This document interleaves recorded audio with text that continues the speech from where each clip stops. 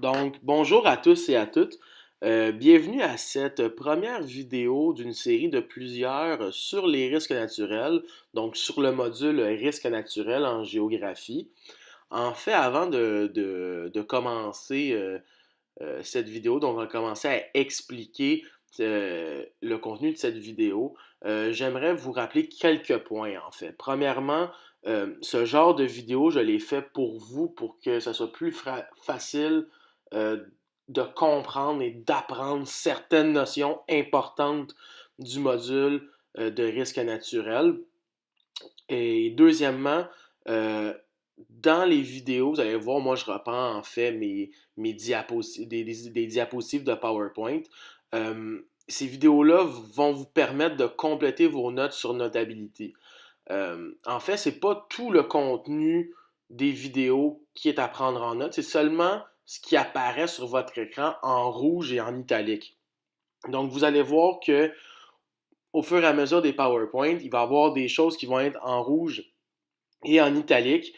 C'est vraiment ça qui est à prendre en note. Donc, quand vous voyez quelque chose qui est en rouge et en italique, attendez que j'ai terminé mes explications, puis mettez la vidéo sur pause pour que vous puissiez prendre en note, en fait, ce qui est important. Comme je vous l'ai déjà dit, c'est vraiment des vidéos pour vous, pour faciliter votre compréhension de la matière.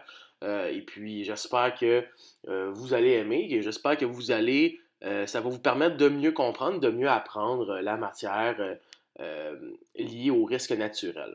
Donc, cette première vidéo va parler de la vulnérabilité face au risque naturel. Donc, dans cette vidéo-là, je vais vraiment parler, c'est quoi une ville vulnérable au risque naturel. Tout d'abord, il faut définir le terme vulnérabilité. Donc, le terme vulnérabilité, ça veut dire quoi en général? Donc, si on prend la définition du dictionnaire, c'est être fragile face à un événement. En fait, là, être vulnérable, là, quand on dit je suis vulnérable, c'est un peu je suis fragile, je ne suis pas prêt à faire face à une situation X, Y ou Z. Quand on applique le concept de vulnérabilité à une ville, c'est le même principe. OK?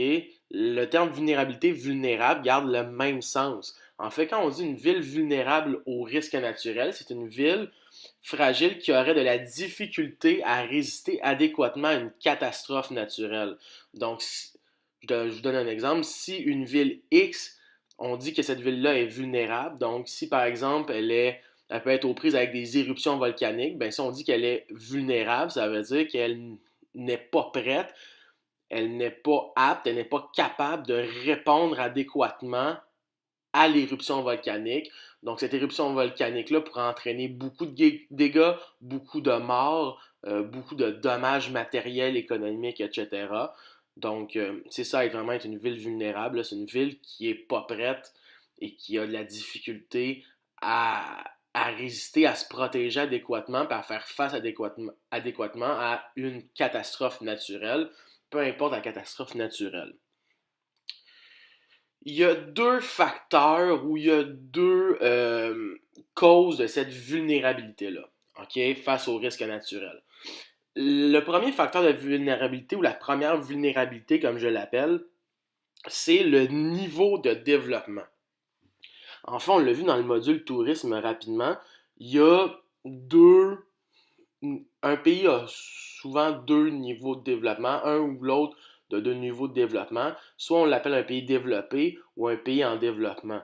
Un pays développé, c'est un pays qu'on peut dire riche, comme le Canada, les États-Unis, la France, le Japon, etc. Donc, ce sont des pays riches dans lesquels il fait bon vivre, dans lesquels, en fait, les richesses puis la population vit bien, là, gagne un bon salaire, est capable de manger à sa faim, etc. L'autre type de pays, c'est les pays en voie de développement ou les pays peu développés, qu'on dit donc, sont des pays là, plus pauvres où une bonne partie de la population ne mange pas nécessairement à sa faim, n'a pas beaucoup de richesses. Dans ce pays-là, il n'y a pas nécessairement de transport en commun, le développement des routes, c'est compliqué, les systèmes d'éducation ne sont pas nécessairement gratuits ou ne sont pas nécessairement à point, etc. Donc, c'est des pays beaucoup plus pauvres.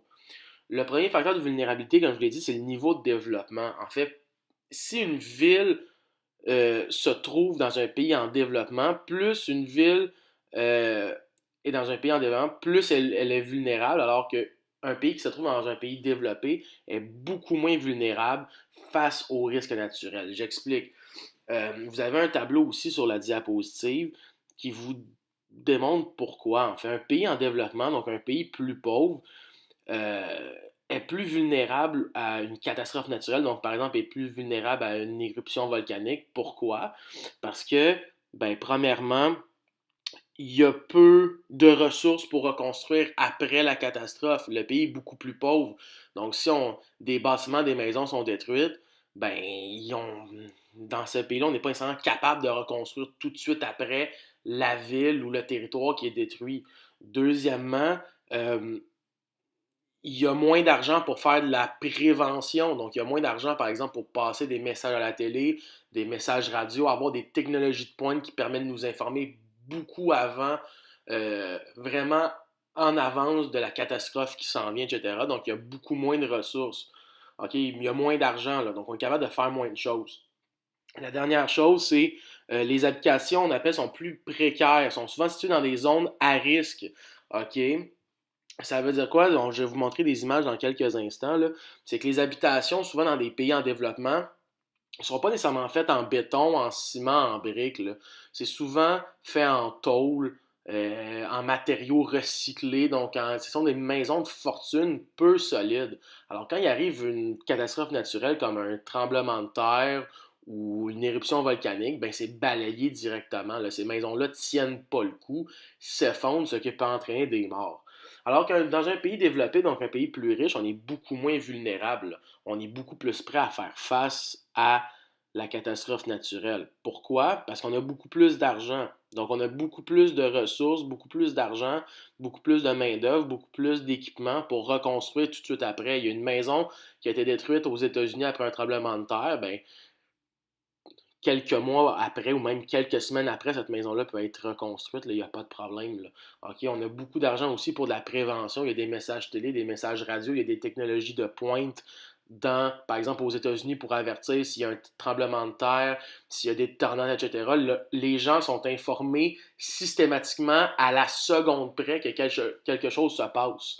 OK? Et troisième chose, ben, les habitations sont beaucoup plus solides. Là. C'est construit en briques, en ciment, certaines habitations, OK, par exemple, si on parle dans la baie de San Francisco, à San Francisco, sur la côte ouest américaine, en Californie, certains bâtiments, là, les fondations sont enfoncées des dizaines, voire des centaines de mètres directement dans le sol. C'est des poutres d'acier malléables. Donc, s'il y a un tremblement de terre, ben, le bâtiment ne se détruit pas. Pourquoi? Parce que, un peu comme la tour de Pise, là, le bâtiment va se déplacer, va bouger avec les secousses sismiques avec le tremblement du sol. OK, mais ça coûte extrêmement cher, cette technologie-là. Là. C'est pas n'importe qui peut se la fournir. Je vous donne un exemple sur cette diapositive-là. En fait, l'exemple de Port-au-Prince et l'exemple de San Francisco. En fait, je vous donnais l'exemple dans votre cahier de s'il y avait un tremblement de terre à San Francisco et en Haïti, lequel aurait plus de dommages. Ben, c'est bien évidemment, OK, il y en a peut-être qui m'ont répondu San Francisco, mais ça serait Haïti. Pourquoi? Parce qu'on peut voir là, à Haïti, il y a, les maisons, c'est un pays en développement. Les maisons sont précaires, les maisons sont fragiles, c'est construit en tôle, c'est construit en matériaux recyclés, c'est pas des maisons solides. Comme on a pu le voir en 2010, parce qu'il y a eu un tremblement de terre en 2010 important en Haïti, ben tout à peu près à Port-au-Prince, dans la capitale haïtienne, s'est effondré. Là. Il restait quasiment plus rien debout. Là. Donc il y a eu beaucoup de morts parce qu'il y a des débris qui sont tombés sur des gens, il y a eu beaucoup de destruction, beaucoup de dommages.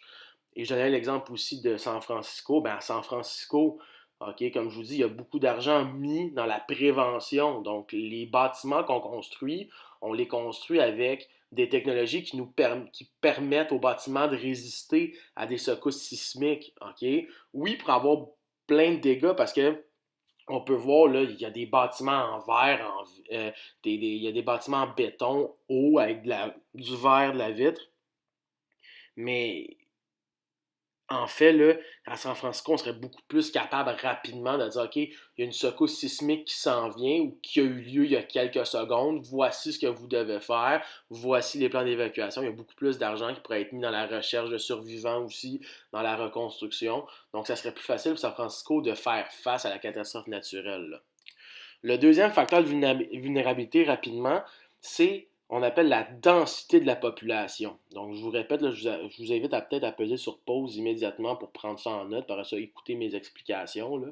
Mais le deuxième facteur de vulnérabilité, c'est la densité de la population. Ben, plus il y a de personnes sur un territoire, donc plus un territoire à risque est peuplé, plus il y a de risques de personnes affectées et de dommages.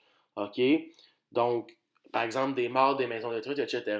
Ça veut dire quoi? Ça veut dire plus il y a de monde, plus il y a de gens sur un même territoire, sur un même espace, près d'un risque naturel, près d'un phénomène naturel. Donc, par exemple, des gens qui habitent au pied, donc en bas d'un volcan, des gens qui habitent directement à côté d'une faille sismique où il peut y avoir des tremblements de terre, des personnes qui habitent directement sur le bord de l'eau où il peut y avoir des ouragans, des typhons, ben plus ces zones-là sont peuplées, plus il y a de monde qui habite là, ben plus tu es vulnérable, moins tu es prêt à faire face aux phénomènes naturels, puis plus il risque d'avoir de dégâts et et de morts et de dommages, etc. Je vous donne deux exemples, je vous donnais dans vos notes. En fait, je vous donnais deux volcans, en fait. Le premier volcan, c'est le Pichincha à Quito, qui est l'image en bas à droite, et puis le volcan euh, Maelifel en Islande, qui est l'image en haut à gauche. Donc le Maelifel, en fait, on peut voir, il n'y a pas beaucoup de densité de population, il n'y a pas beaucoup de population sur le territoire, sur l'image qu'on voit. Le Maelifel est tout seul dans son monde, là. Il n'y a rien, il n'y a personne qui habite là. C'est que si le Maelifel, demain matin, entre en éruption, ben oui, il va y avoir des coulées de lave, mais avant que ça atteigne des maisons, puis des habitations et des gens, ben ça va prendre des coulées de lave quand même assez considérable, là. OK, donc il peut rentrer en éruption, il va rentrer en éruption sur un terrain vide, sur un terrain désertique, sur un terrain où personne habite. C'est, ça change absolument rien qu'il rentre en éruption ou non pour la population, pour les êtres humains.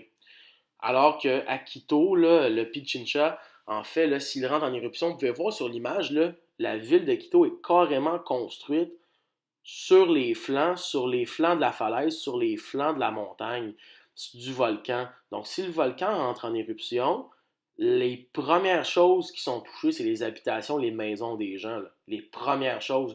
Donc, dès qu'il y a une coulée de lave, c'est sûr que ça détruit des maisons. C'est sûr que que ça tue des personnes, ça tue des gens, en fait, là. Sur le deuxième facteur de vulnérabilité, ce que je voulais que vous compreniez, c'est que plus il y a de personnes, plus il y a de monde près d'un phénomène naturel, plus il va y avoir de dégâts, donc de morts, de dommages matériels, de dommages économiques. Et moins il y a de gens, moins il y a de monde près d'un phénomène naturel, ben moins il va y avoir de dégâts, là. C'est tout à fait logique, là. Donc j'espère que vous avez apprécié, je vous remercie beaucoup, puis bonne continuation.